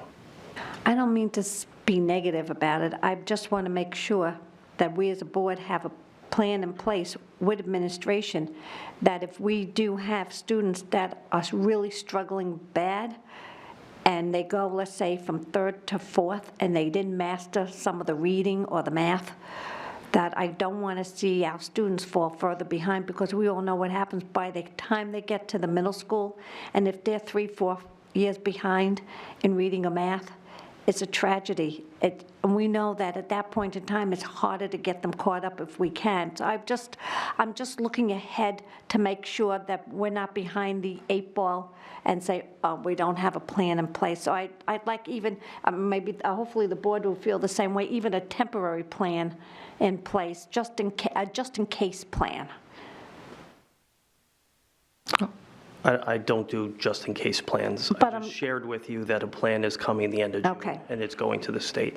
Okay. I taught middle school. I know what you're referring to when kids come up without the skills intact. I'm not disagreeing with you. I'm just saying the plan will be coming. So you just have to give it time. Okay. Because it's not going to come overnight. Let's look at some data. Let's take recommendations from teachers. Let's hear from the principals. The better the plan, the better next year is going to be. If you start doing it now in limited capacity, then you have a piecemeal plan that's not going to be as productive. I mean, when we get the plan together here, I'm not asking for it right this minute. I just want to make sure that we address everything with these students. Thank you. Okay, thank you. Ms. Oden, and then Mr. Guarino. Thank you. I have to say, I love the new program for adult and community education for Project Adventure for those freshmen coming in that might be need some support. I think that's a great program. It says funding for the program is pending.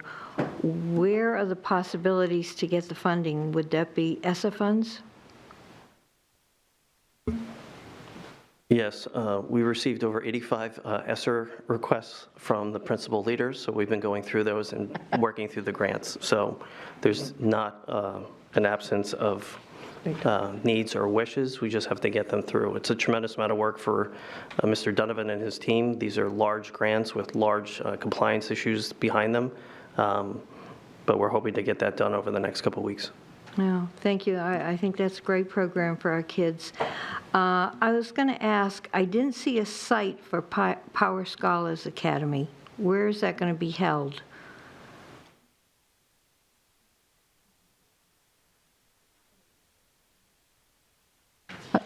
In the past, it was at Fairgrounds Elementary. Is it the same place or someplace different? They're scheduled for something else.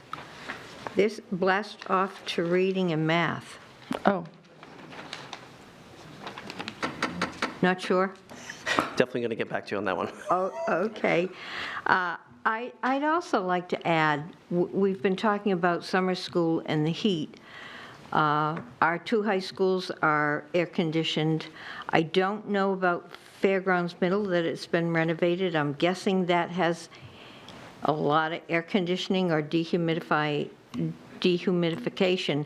But most of our elementary schools, the majority of them, have a dehumidification system that is very much like air conditioning. I taught at Amherst Street when they put it in. It's, to me, I think it's better than air conditioning because it doesn't get freezing cold. I think the kids are comfortable in it. So, and I know a lot of times we try to have our summer school programs in schools that have the dehumidification system. So I don't want people left with the idea that the kids are in this heat with no escape from the heat outside. Majority of our elementary schools do have the dehumidification system, so I just want to add that.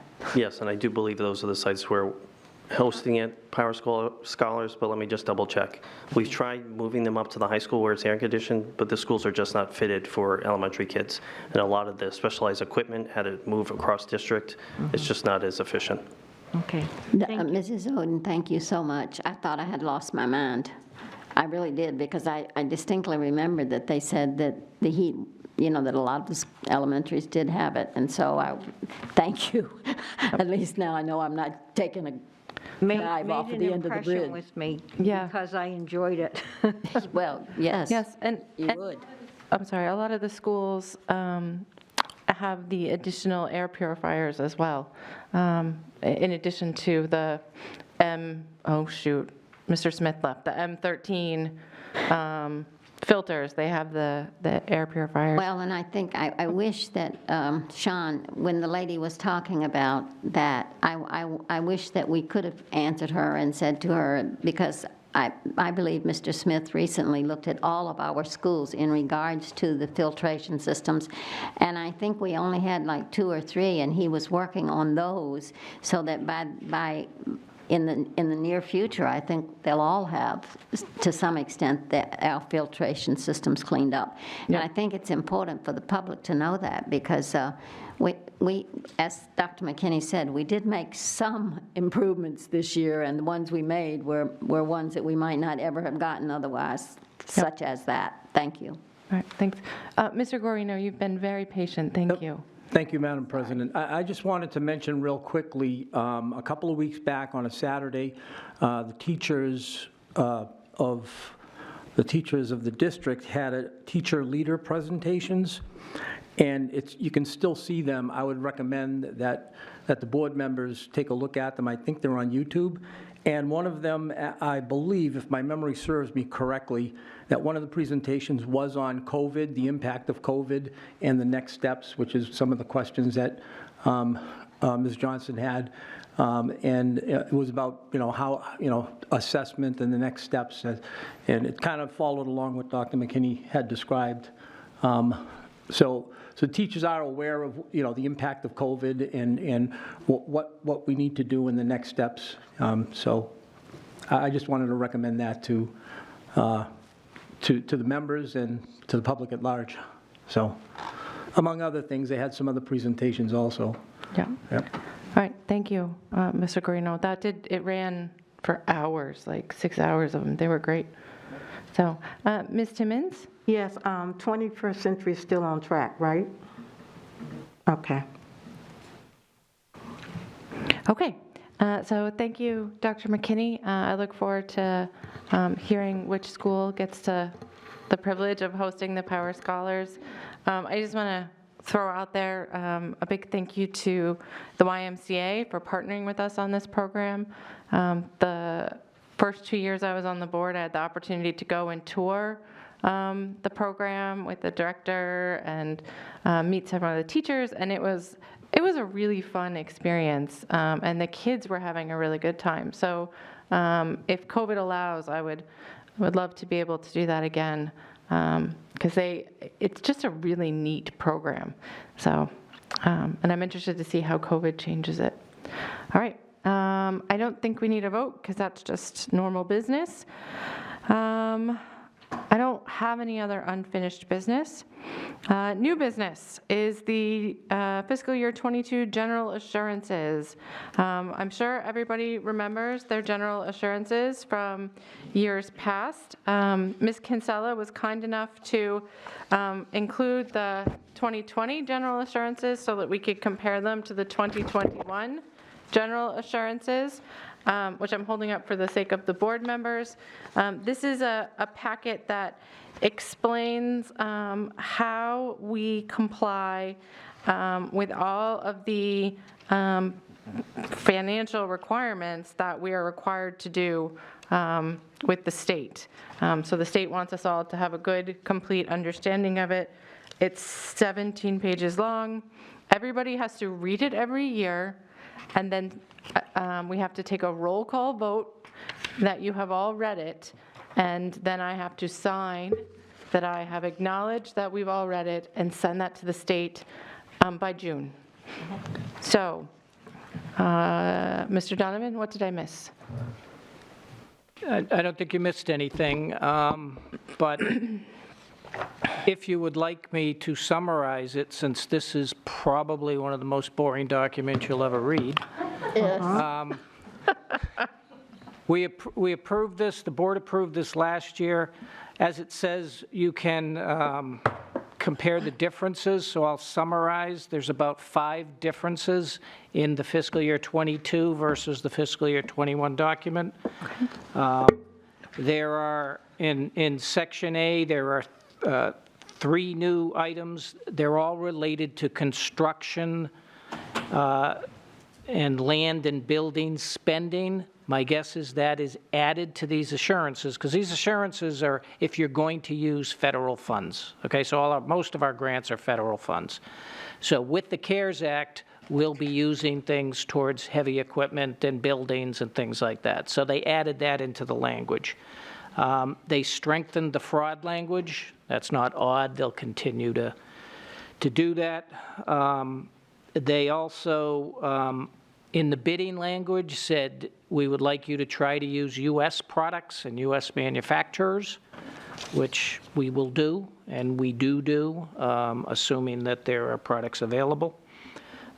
It eliminates the private school piece because the CARES Act is just for public schools. There's a separate act for private schools, so it's not combined like some of the other title grants.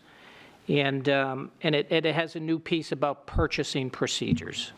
Most of those procedures we've already put policies in place and have them, but they're just ensuring that if you don't have them, that you'll put them in place. So there's nothing in this document, in my opinion, that we don't do or try to do. There might be another policy or so that pops out of it, but other than that, it does need to be approved by June 30th at the latest. We need to get it into the grant management system so we can continue to receive funds from the government. Thank you, Mr. Donovan. I appreciate that. That was miserable last year. Thank you, Mr. Donovan. Okay, so at this time, are we ready to do a roll call vote, saying that we've all read it, or shall we wait until our next meeting, which is, we had to move it because of graduation and the BOA. Shoot, when is our next meeting? Can we do it by Tuesday? This is our non-public or public. Yeah, we had to cancel it because of graduation, so. No, I'm talking about on the 2nd, the 1st of June, we're supposed to come back, so. We are supposed to come back the 1st of June, but that's for a non-public. Right, but we can still sign the assurance that we read it, or we can acknowledge at that point that we read it, and then you can sign. Then go into non-public. Oh, that's clever. I suggest that we do that. Okay. So we will, I will ask Ms. Kinsella to schedule a meeting on June 1st for us at 6 p.m. And we will. I'm sorry, we're going to be on Zoom that time. Oh, that's right. Sorry, never mind. I forgot. Okay. Has everyone read it now? Go ahead, Mr. Donovan. Yeah, I don't think it specifically states you have to read it. It says you've been informed of the document and you will comply with the document. Ah. Big difference. Yes, you're right, and that is the motion. The motion is to certify, so I'll just make the motion, okay?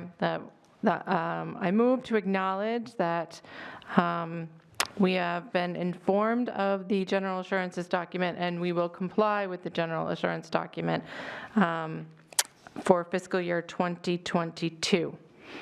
I will second. Okay. And the, I'm sorry, it has to be by roll call vote. Okay. Yep. Anybody else have any comments or questions? Okay. I'm going. No, that's fine. I want to write it down too. No one's going to ever be able to read this. And I write in block letters normally, like a crazy person. So on the motion to acknowledge that the BOE has been educated and willing to comply with the general assurances, Ms. Bishop votes yes. Ms. Gilio? Yes. Ms. Raymond? Yes. Ms. Oden? Yes. Ms. Brown? Yes. Ms. Johnson? Yes. Mr. Guarino? Yes. Ms. Seem? Yes. Ms. Timmons? Yes. Done. Thank you. I would just like to congratulate everybody because this is the first time we have achieved this goal on the first time, like the first time it's come up at a board meeting ever. So pat ourselves on the back. Good job. Okay. I don't have any other new business for us tonight. Does anybody else have new business? Okay, so this brings us to our second public comment period of the evening. I stole the sign up, so I apologize. Does anybody have any comments about anything at all, even stuff that's not on the agenda? Yes, you may. When you come to the podium, please make sure the green light is on. State your name and your address for the record. Okay. Hi, my name is Regan Lamphere, and I live on 21 Spitbrook Road, apartment 303B. And I'm speaking about the mask mandate. I had a son who was disabled and medically fragile, and he passed away about 6 years ago. But he died from a cold that turned to pneumonia. And ever since this pandemic started, all I can think about is what I would have done if he was still here. And I know that the parents who send their kids to the public schools in Nashua, many of them probably have the same fears I would have. And a lot of the kids who have disabilities are unable to wear masks. So I feel like it's not too much to ask the other children and teachers to put their, to consider the needs of people that can't wear masks. And that's all I wanted to say. Thank you. Okay. Thank you, Ms. Lamphere. Okay, so that concludes the public comment period this evening. So we have board member comments. I will go around the room backwards this time since we went forwards earlier. And if anybody has a comment, they'll have an opportunity to make it. Ms. Timmons? Yes, I have a comment. USDA is giving Nashua 2,000 boxes of food and to be distributed this Saturday at the Nashua Soup Kitchen as well as the Arlington Street Community Center. And the boxes is going to be at least 30 pounds per box. And it's perishable and non-perishable items in the box. And if you have anybody can come, no questions asked. You pull up, we put the box in your car, and off you go. So I recommend that you have any type of food insecurity, that you visit one of those 2 locations. Thank you. Thank you, Ms. Timmons. Is that on our website too? That is on our website. I did send that flyer to Stacy Hines. She did post it on our website, and along it's on all kinds of websites. So you would see it on Facebook as well as United Way, as well as the Nashua Super Kitchen, Arlington Streets Community Center, as well as the city. So yes, it's out there. Okay, thank you for getting the word out, Ms. Timmons. Ms. Ziem? And I have to say, they had a similar program, and we all know people who have needs. I don't know anybody today that doesn't know somebody, because such is the circumstances of our nation. And you can go and pick it up and take it. If you know somebody that's shut in, if you know somebody that's, I found myself driving around all over town. But it's very rewarding, because when you know the people and you know there's a true need and you're able to help that person, you really feel better about yourself, because you've done something that you know is worthwhile. So I would highly recommend it. And I thank you, Gloria, for your hard work. I know you're very active in that. I just wanted to, this lady who came up and shared about her son, I would like to tell you that your story was heartbreaking. I can't imagine. I lost a child who was newborn. I didn't have him very long, and it still killed me.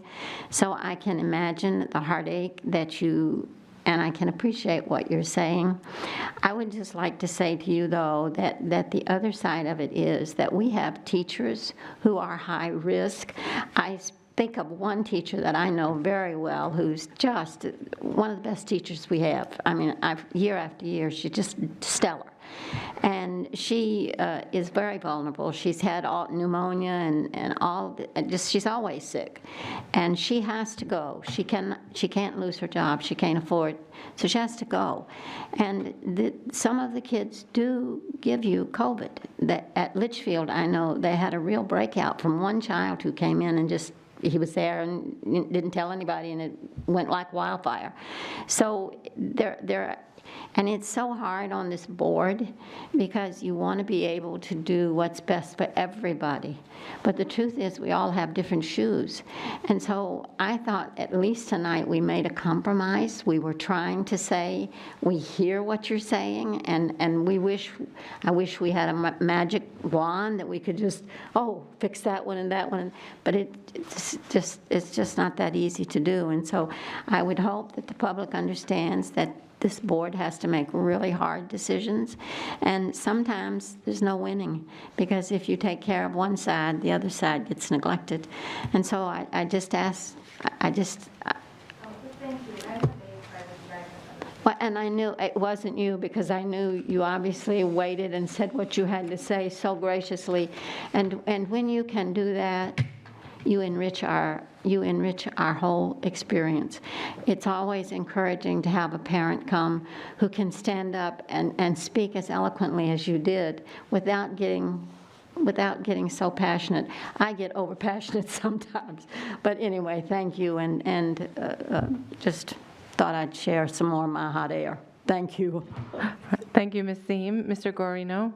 Thank you, Madam President. I just want to thank our 2 student representatives tonight. They worked together as a team, one from Nashua High North, one from Nashua High South. If Nashua High South and North can get along, why can't the rest of the city get along? But both of you, Ms. Brunel and Mr. Dunn, you did a great job working together with those statistics. And I also want to thank our president, Heather Raymond, because who kept control of this meeting, and I know it's hard for her, and it hasn't been easy for her to be president, and I'm actually part of the problem some of the times, but I do appreciate the way she handled the situation tonight. And for people in the public, everybody's welcome to come down and voice their opinion, but, you know, we have to get through this COVID together. We're actually still in the pandemic, and our teachers and our staff in this district have done a great job through Zoom. My daughter graduated in 2020 at the height of the pandemic, and it was hard on her. A lot of people are suffering. There's 600,000 Americans that have died, so a lot of people are suffering. But one of the teachers said it to me before, and I said it before, and I'm going to say it again. We're going to make the best of our situation, and I know our teachers have done that, and I know a lot of people in the city have done that, and I see some light at the end of the tunnel here, and I think next year is going to be a good year. We just have to keep at it. It isn't easy, but I think we can get through it together as a community. Thanks.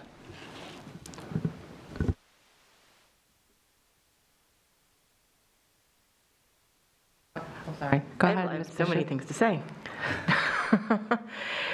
But in regards to earlier this evening, I do want to commend Ms. Raymond for getting the meeting back on track. Some of the things that I heard said were absolutely inappropriate, and I want to extend my apologies to Ms. Timmons, who continues to be on the receiving end of incredibly divisive and racist comments. It is completely uncalled for. It is not representative of the people on this board. We're seeing a beast that we haven't, that has kept quiet for a really long time. And I hope you and the rest of your community know that there are many people who support you and do not stand for that kind of language and don't stand for that kind of actions. And I hope things change soon, and I hope I'm doing as much as I can to help support that change. So just want to acknowledge that. Let's be better. Thank you. Okay. Thank you, Ms. Bishop. And I also wanted to just extend my support to Ms. Timmons. What she went through tonight and what she tells us that she goes through more frequently than I had imagined it's just disgusting and disturbing, and it's completely unacceptable. Our city has been seeing a rise in this type of racially based hatred, and I just think it's appalling, and I hope that we can work together to put a stop to it, because there's no place for it. Other than that, I don't want to dwell on that. I do want to say that this is a public meeting, but it is a structured, agendaed public meeting. We allow the public to come and talk. We have two separate public comment periods. One where you can speak to items on the agenda, which is available on our website, and the other one where you can say pretty much whatever you want, as long as it's, not racist or inflammatory or derogatory. Certainly you can express your displeasure with me or any of the board members. Lots of people have done that, but we do ask that you do so without using inflammatory language. We ask that you respect the process, because we are here to get the work of the district done. Some people had asked me to end the meeting when we had a disturbance earlier this evening. I chose not to, because we are here for the work of the district and what our students need. And what the district needed was for us to approve a number of financial items and human resources items that could not wait till the end of June. They simply could not. And so we're here for our duty and our responsibility first. And I just want to let people know that now that we're back in public, we have to remember how the meetings are supposed to be run and how we behave when we're in public. That's all. I'm really happy to see everybody here in the U. Some people I haven't sat in a face-to-face meeting with, and some people we're back to our familiar thing. I feel like we work together as a team better when we are seeing each other's faces and talking to each other directly instead of over that tiny screen on Zoom from my dining room. So thank you all for coming back. And I really look forward to having our regular meetings again and having our committee meetings again and getting back to work. And again, welcome back to our student members. You're always welcome to be here. You are welcome to make comments when I'm asking for comments or questions, so I don't want you to feel like you only have that one tiny space to speak. So that's all I have. Ms. Johnson? Tough act to follow here. I want to say, first of all, to Ms. Timmons, I did send out that information that you sent me regarding the foods for this weekend. Thank you very much. I sent it out to some of my friends in Messenger and my daughter by phone. Thank you for everything you do with that. To the students, I missed your presentation all the time on Zoom because we don't get to see the charts here tonight, so we had to listen to it. But thank you for taking the time out of your schedule to do your surveys. And the people who came up to the microphone to speak tonight, thank you to the public. I know it was a little bit of rocky roads here. You know, I thought I was in a plane with turbulence, and I don't like to fly, and, you know, it was a little bit tonight. I guess it's an unfortunate thing that people's tempers are rising because of what's happening throughout the city now. And I think it's time for people to calm down.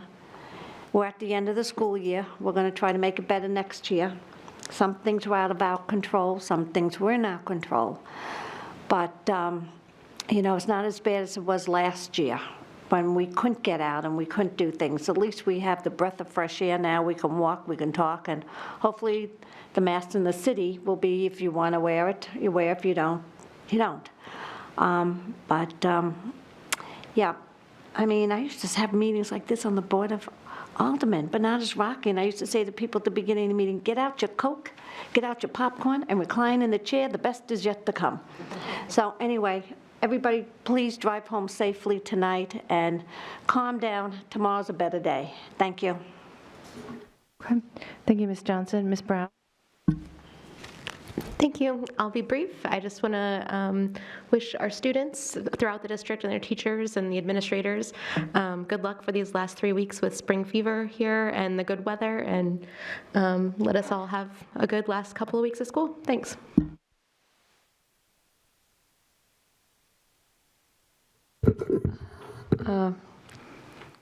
I just want to say I thought Ms. Raymond did an excellent job in handling a very difficult situation. I'm sorry for all of us in this room, especially our students, to sit here and think this is what public service brings you. The language, the lack of respect. I don't know who's going to want to run for the Board of Ed. I'm finishing up 12 years, and I wouldn't think of running for the Board of Ed, and I love education. But to all of you in the room, I'm sorry, all of us had to experience that. This is a situation where there are people on both sides, there are some in the middle, and we can't please everybody. You try to do what's best for everybody, but everybody's coming from a different direction. Also, I want to say on the agenda tonight for the personnel recommendations was the resignation of Dr. Andrade. Dr. Andrade has been in the district, I think, maybe since August or early September. He has been at the high school, helping the high school principals in the beginning, and then he went to Elm Street and spent a few months there, and then he ended up at the elementary level helping out there. So I want to thank him and wish him good luck in his future endeavors. Thank you, Dr. Andrade. Usually I get to vote first and speak early, well, right after Jen. So this is an unusual position for me to be in, and a lot of what I wanted to say has already been said. But one thing I wanted to bring up, and someone might be able to help me with a little more detail about this, is that in this time where we're seeing so much divisiveness and so much hatred, there is going to be a rally next week on June 2nd. I'm pretty sure at Greeley Park, if I'm correct, to bring us together and to show support for our community and for people who are our brothers and sisters, really. And I'm planning to attend, and I'm hoping to see a lot of people there. So thank you. I will be speaking at that rally. Oh, thank you, Ms. Giglio, and thank you, Ms. Timmons. I do have one other comment. Okay. Okay, and that is to congratulate Dr. Lucas, Mr. Lucas. I always call you Dr. Mark, I keep calling you Dr. Lucas, for retirement. Oh. He's been wonderful. All the kids love him. We're going to miss a wonderful, wonderful teacher with Mr. Lucas, and I wish him all the luck.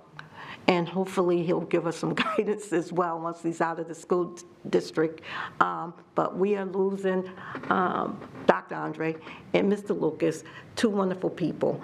But I'm sad to see them go.